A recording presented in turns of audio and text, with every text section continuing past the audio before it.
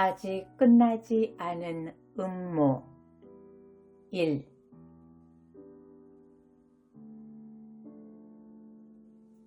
엄니가 얼른 다녀가래. 봉당에 들어선 장석은 급히 온 눈치도 아닌데 어깨로 거친 숨을 쉬며 말했다. 재봉틀로 버선을 받고 있던 분이는 까닭없이 가슴이 울렁거려서 그만 금을 놓치면서 버선볼을 일그러뜨렸다. 누구한테요? 분이는 틀을 멈추고 잘못 박은 버선을 끄집어내면서 말했다. 누구긴 누구요, 임자제. 장석이 버럭 화를 냈다. 네 시험에 또 가슴앓이 도졌는갑다. 갑순이의 급한 혼사 때문에 며칠 전부터 친정에 와 있는 갑순이 고모가 이렇게 말하자 방 안의 여자들이 일제히 간지럼 참는 소리로 기득댔다. 그만큼 분이 시어머니의 가슴앓이는 유명했고 의미심장했다. 아따, 성님도 참 하나만 알지 둘은 모르는 소리 마시오. 그 몹실병에 장석이 손이나 약손이제 어디 자손도 약손이라요. 가시손이나 안 됐으면 쓰겄어. 인조피를 펴놓고 단속꽃 마름질을 하고 있던 갑순이 어머니가 이렇게 말하고 분이에게 어서 가보라고 눈짓을 했다. 갑순이 어머니는 분이에게 시집 쪽으로는 먼 친척이나 친정 쪽으로 따지면 당고모뻘이라 그 측은해하는 눈치가 한결 곰살스러웠다. 내비두고 어여 다녀오래니께. 사갓제댁도 참말로. 사갓제댁이란 분이 시어머니의 세댁적부터의 호칭이었다. 친정 동네 이름이 사갓제였기 때문이다. 그러나 그 이상은 되채지 않고 말끝을 흐려버렸다. 20호 남짓한 시종마을에 타성은 서너 집도 안 되었지만 그나마 아주 남은 아니었다. 외가나 처가 사돈 쪽으로 연줄이 닿는 친척들이었다. 마을에서 제일 관연한 처녀인 갑순이의 혼사가 정해지고 신랑집 사정으로 혼인날이 너무 바투나자 온 동네 여편네들이 제집일처럼 애가 달아 격금내기로 드나들며 한쪽에선 금침을 꾸민다, 한쪽에선 마름질, 박음질을 한다 법석들이었다. 이 동네에서 재봉틀은 분이네밖에 없었다. 사갓제댁의 살림은 그만큼 짭짤했다. 재봉틀을 자신있게 놀릴 줄 아는 것도 사갓제댁 고부뿐이었다. 분이는 사갓제댁의 분부대로 재봉틀을 숫제 갑순내로 이고 와서 혼수 바느질 중 박음질을 도맡아 하고 있는 중이었다. 장석은 전가를 했으면 먼저 갈 것이지 봉당에 장승처럼 버티고 서서 더웁지도 않은데 비짓땀을 흘리며 핏발선 눈으로 분이를 노려보고 있었다. 분이는 방 안 가득 늘어놓인 마름질 중인 옷감 사이를 헤집고 나와 봉당으로 내려섰다. 그제서야 장석도 앞장섰다. 그는 갑순이네 봉당을 벗어나자마자 멈춰서더니 분이의 손목을 왁살스럽게 휘어잡았다. 장석의 소나기는 고약을 쳐바른 것처럼 끈적거렸다. 갑순이네 마당가엔 선짓빛 맨드라미가 성난 수탉의 벼슬처럼 도도하고 텃밭에선 팔뚝 같은 조이삭이 누렇게 익어 고개를 숙이고 건들대고 있었다. 고즈넉한 한낮이었다. 와 이런다요. 분이는 심장이 튀어나올 듯한 울렁대 떨리는 소리로 이렇게 말하면서 손목을 비틀어 빼려고 했다. 장석은 아무 말 안 하고 더욱 세차게 분이의 손목을 휘어잡았다. 분이는 끈끈한 게 마치 진이 날 듯이 끈끈한 게 온몸에 눌러붙은 것처럼 무력해져서 검부러기처럼 가볍게 장석에게 이끌렸다. 장석하고 부부가 된 지는 3년이 넘건만 손을 잡아보는 것조차 얼마만인지 몰랐다. 어쩌다 삿갓제댁 안 보는 곳에서 스치거나 잡아주는 장석의 손은 미적지근하고 메말랐었다. 이렇게 화끈대고 끈적거리긴 처음이었다. 그러나 분이는 조금도 이상하거나 싫지가 않았다. 요 며칠 전부터 장석의 태도는 이상했었다. 분이를 보는 눈은 허기지고 몸살 난 것처럼 쑥 들어간 채 핏발이 서 있었고 온몸으로 분이만이 느낄 수 있는 끈적한 걸 거미줄처럼 풀어내어 분이를 꼼짝 못하게 했다.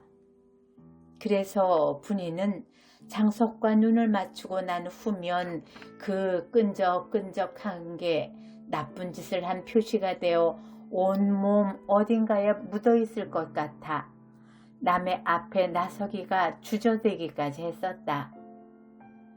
그러나 막상 그 끈적거리는 것에 요지부동 사로잡히자 체념에 가까운 안도감이 생겼다. 분이는 비어 있었다. 삿갓제댁이 잠시 마시를 나간 모양이었다.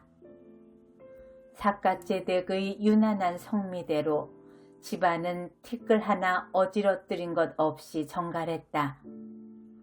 실상 그런 정결함은 분이가 만든 것이기도 했다. 그런데도 분이는 자기 집의 정결함이 남의 집 일처럼 낯설었고 마치 그 정결함에 의해 밀려난 것 같은 낭패감을 맛보았다. 장석도 같은 심정이었던지 호기 있게 달려온 기세가 갑자기 꺾이면서 잠시 주춤하더니 좀 더 난폭했다. 그는 분이가 손목을 빼려고 하지 않았는데도 아프게 비틀었다. 그리고 뒤란으로 끌고 갔다. 뒤란 감나무엔 잎이 아직 무성하고 감은 다 자라 주먹만 했지만 시퍼랬다. 그 그늘 마른 콩깍지가 아무렇게나 쌓인 곳이 제일 으슥했다. 와이라요. 분이는 모기소리처럼 가냘픈 비명을 질렀다. 장석은 대답하지 않고 다짜고짜 분이를 마른 콩깍지 더미 위로 쓰러뜨렸다. 바싹 마른 콩깍지는 가시방석처럼 분이의 몸을 찔렀다.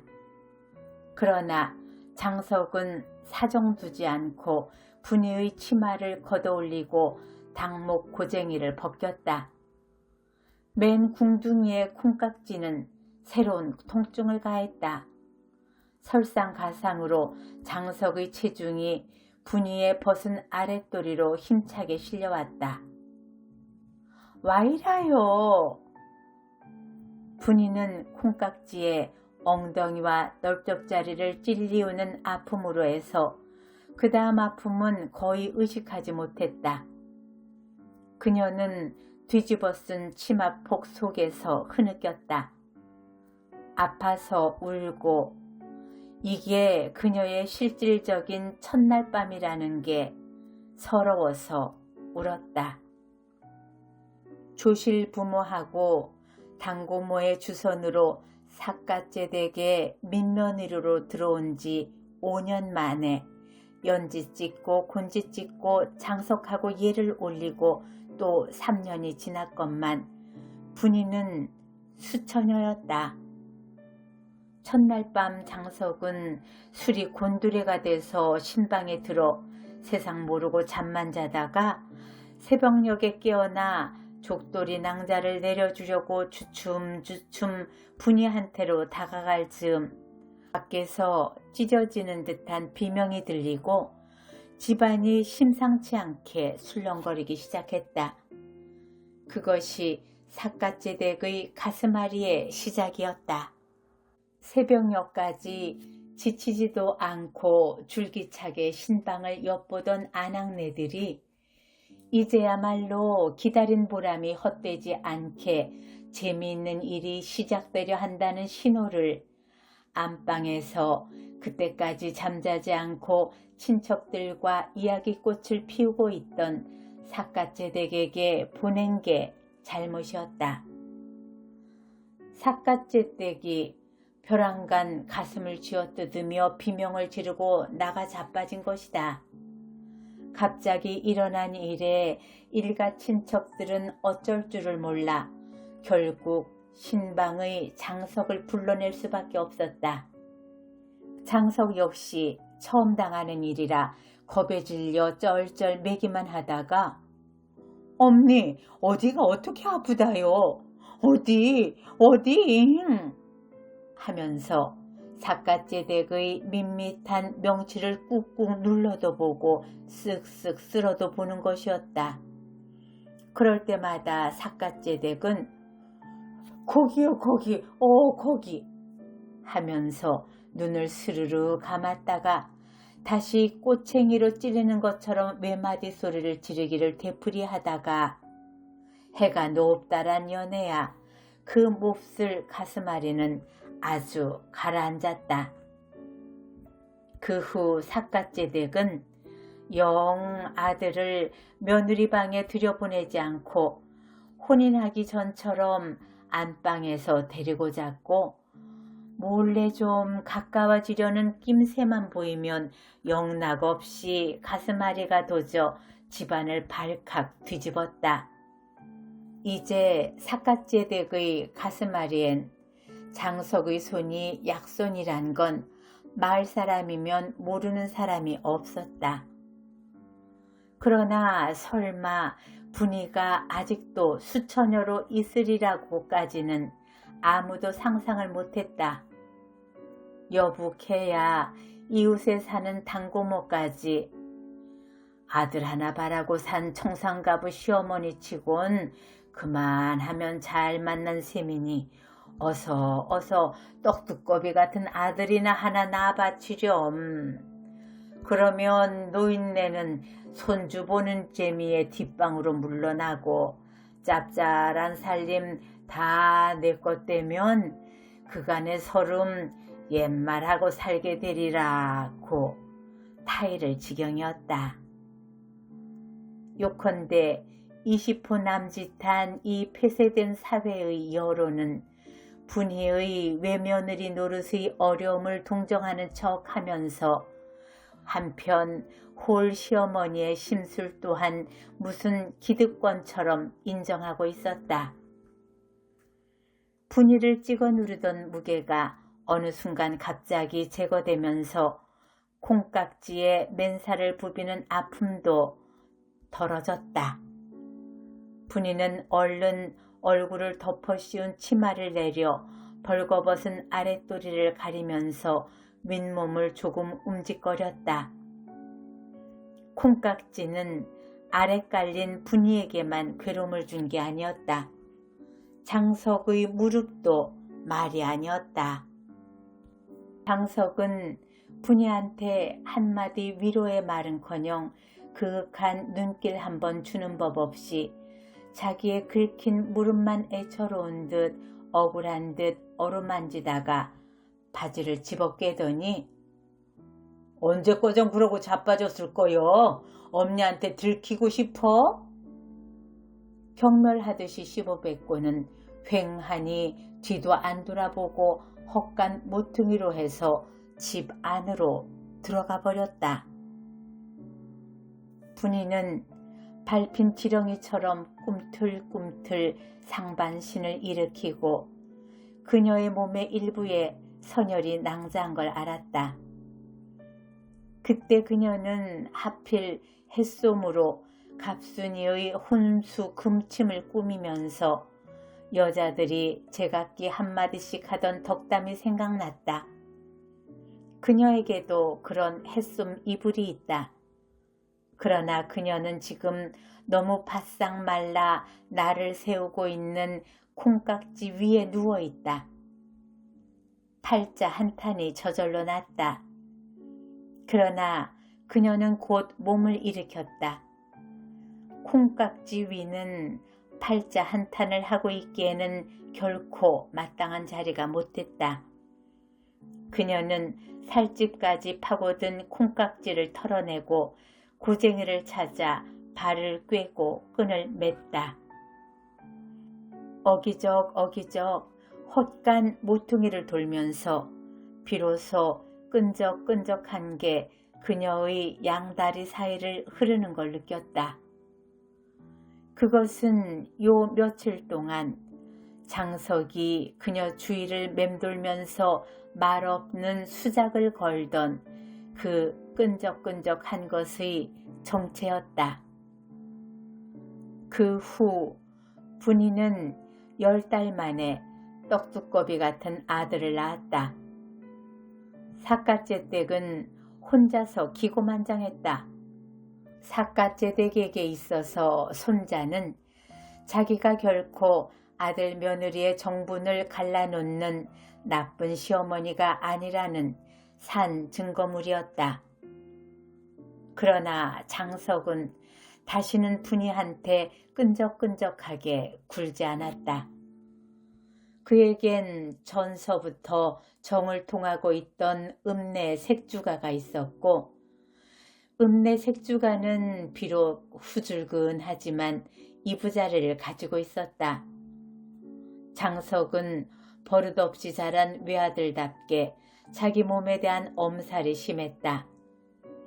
그의 무릎을 찌르던 콩깍지에 대한 원한이 대단했고, 아둔하게도 콩깍지까지를 분이의 일부라고 생각을 했다.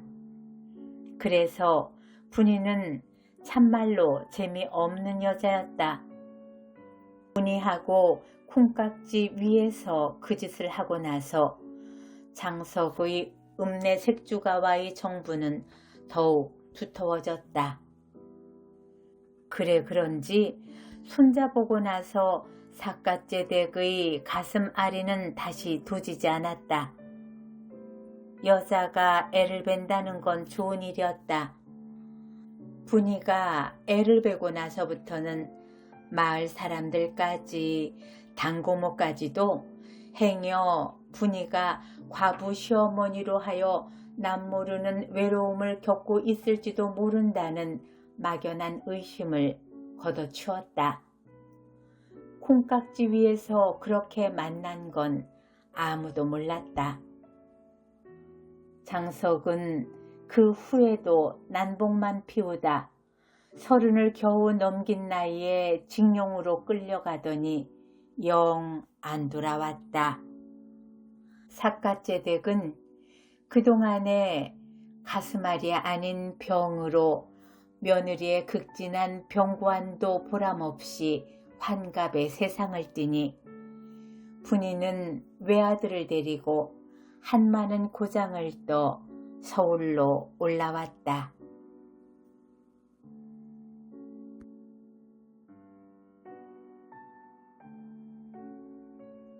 아직 끝나지 않은 음모 2. 외아들을 장가 보내는 날 분이 부인은 덩실덩실 춤을 추었다. 온양온천으로 신혼여행을 보내면서 뭉쳐두었던 빳빳한 새돈을 아들 속주머니에 넣어주면서 한눈을 꿈쩍 윙크라는 것까지 하면서 재미 많이 보라고 친구 같은 농찌거리도 했다. 외아들의 첫날 밤에 분이 부인은 잠이 오지 않았다. 관광호텔의 둘이 같이 자는 침대는 편안하고 정갈한 것일까? 세상 풍속 따라 신혼여행이라는 걸 보내긴 했지만 첫날 밤만은 신부집에서 정성껏 꾸민 원앙금침에 자야 하는 건데, 이런 생각에다 그녀 자신이 혼인한 지 3년 만에 대낮에 콩깍지 위에서 치른 첫날 밤이자 마지막 밤 생각이나 한가닥 감회가 없을 수 없었으나 가슴앓이가 생기진 않았다. 그 아들이 자라 자수성가하고 장가까지 든 생각을 하면 대견하긴 이루 말할 수 없었지만 며느리도 귀여웠다. 아들 눈에 들기 전에 분이 부인 눈에 먼저 든 며느리였다. 중매가 딴 사람이 아닌 분이 부인이었다. 인물로 보나 살림 솜씨로 보나 어디 내놔도 안 빠질 1등 규수를 분이 부인은 아들보다 더 자랑스럽게 여겼다. 앞으로도 딸처럼 귀여워하고 싶었다. 여자 남자 사는 재미는 그녀가 못 누린 한이기에 아들 며느리만은 마음껏 누리게 하고 싶었다. 분이 부인은 아들 내외가 그녀의 눈치 보지 않고 즐길 수 있도록 멀찍하게 별채에다 신방을 꾸미는 등 세심한 데까지 신경을 쓰면서 아들 내외를 기다렸다. 아들 내외는 2박 3일의 신혼여행에서 돌아와 신혼생활에 들어갔다. 아들 내외의 금술은 분이 부인이 바라던 대로 깨가 쏟아지게 좋았다. 아들은 일찍 퇴근해서 얼굴만 가까스로 비추고는 별채로 들어가 버리지 않으면 색시를 밖으로 불러내어 저녁 먹고 구경하고 밤늦게 들어오거나 했다. 그럴 때마다 분이 부인은 외로움을 탔고 외로움은 당장 심술을 유발하려고 했지만 그때마다 잘 참았다. 며느리를 딸처럼 생각하면 참기가 한결 수월했다. 실제 분이 부인은 며느리를 경수가 하고 이름을 불렀다. 며느리 삼기 전에 부르던 것을 고쳐 부르지 않음으로써 상투적인 고부관계의 어쩔 수 없는 허구를 부정해 보려는 의도적인 것이었다. 경숙은 혼인한 그달부터 태기가 있었다. 분이 부인은 회심의 미소를 지었다. 경숙이 인물이 좋고 살림 잘한다는 건 실상 분이 부인이 경숙을 며느리감으로 눈독 들인 표면상의 이유였고 참뜻은 그게 아니었다.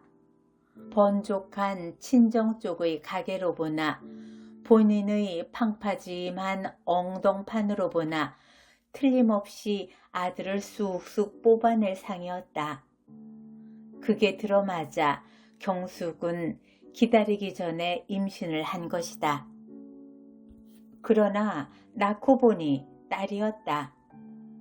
첫 딸은 세간미천이라면서 분이 부인은 조금도 섭섭해하지 않았지만 손녀의 이름만은 후남이라고 짓기를 고집해 조금도 양보하지 않았다.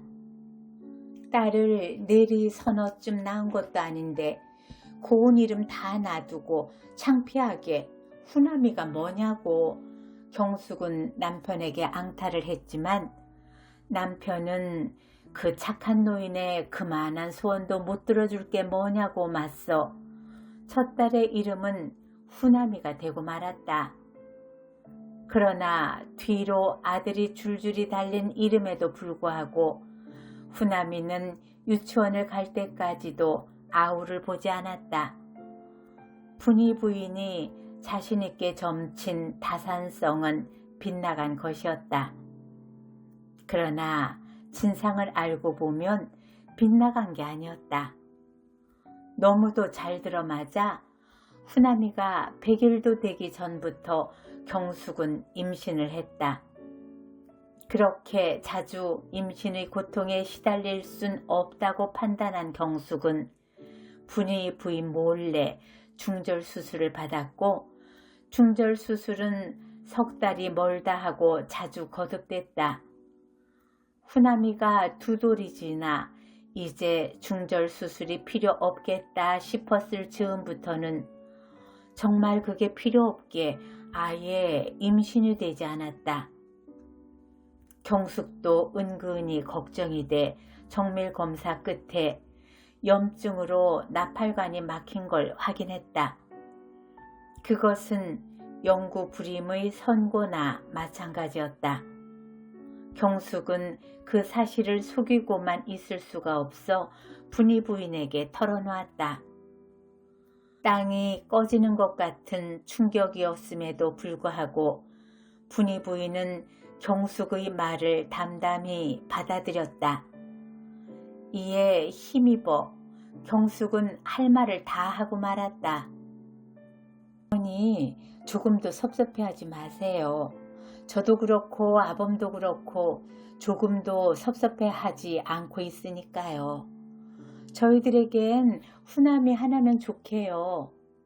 혈통은 아들에 의해서만 이루어진다는 건 구식생각이에요. 전 구식생각의 피해를 받을 생각 조금도 없어요. 사람이 만든 호적상으론 남자에 의해서 대가 이어지는지 모르지만 실질적인 혈통은 남녀가 동등하게 이어가고 있다고 봐요. 호적은 이미 낡은 시대의 유물이에요. 저희는 그까짓 것에 관심도 없어요. 경숙이 조금만 신중하거나 음흉했더라면 좋았을 것을 분이 부인은 경숙의 이런 당당함이 심히 안 입고왔다. 그러나 조금도 그런 내색을 하지 않았다. 그리고 그런 내색을 하느니만 못한 음모를 조금씩 키워나가고 있었다. 분이 부인의 콩깍지 위에서의 수태는 여지껏 분이 부인만의 비밀이었다. 분이 부인은 그것을 그녀만의 한과 상처로 죽는 날까지 그녀만의 것으로 간직할 터였다. 그런 그녀가 친척이고 사돈이고 남이고 가릴 것 없이 그녀의 교제 범위 내의 누구에게라도 서슴지 않고 그 일을 발설하기 시작했다. 처음엔 수줍고 조심스러운 발설이 점차 슬프게 윤색돼 듣는 이의 가슴을 뭉클하게 했다. 그녀의 아들도 며느리도 며느리의 친정 식구들도 아들의 친구들도 이제 그 이야기를 모르는 사람이 없게 됐다. 처음 들을 땐 누구나 여자가 그런 세상을 산 적도 있었나 싶어 신기해하다가 그런 세상을 산 게 바로 눈앞의 분이 부인이라고 깨달으면서 측은해하다가 이미 지나간 그런 세상에 대해 분개하는 것으로 끝났다. 그러나 거듭해 듣는 사이에 그 이야기는 조금도 신기하지 않았고 나중엔 넌더리가 났다. 넌더리 나지 않는 건 분이 부인 뿐이었다. 그녀는 그 이야기를 할 때마다 새롭게 처량해졌고 한스러워했다. 이제 사람들은 망령났다고 수군대기 시작했다. 그것이 바로 분이 부인이 꾸민 음모의 진행이었다.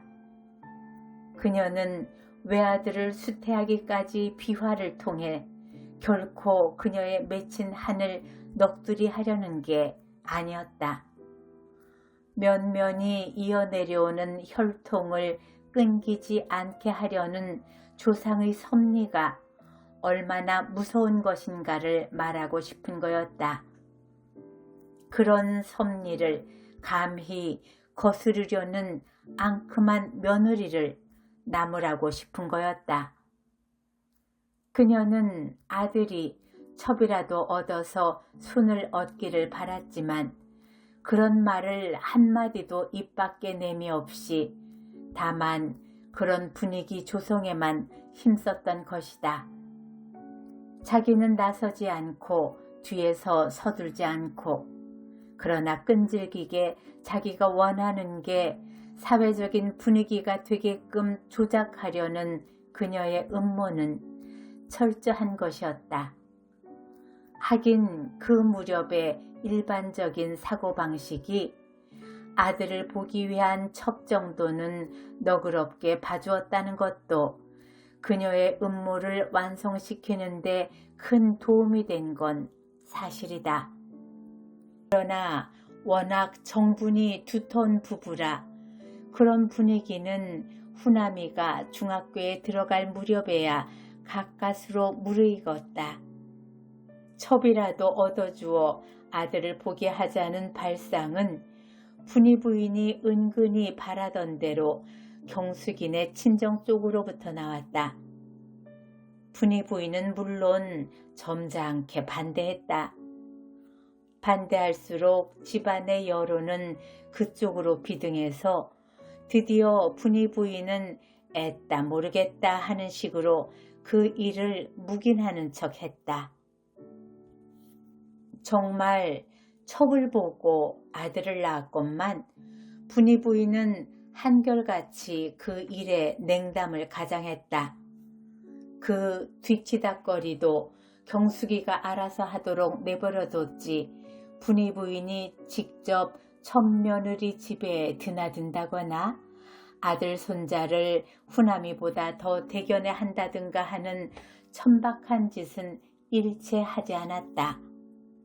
남 보기엔 다만 며느리 사랑이 대단한 기품 있는 처신쯤으로 보일 일이나 당사자에겐 대단한 극기심을 요하는 일이었던 건 말할 것도 없다.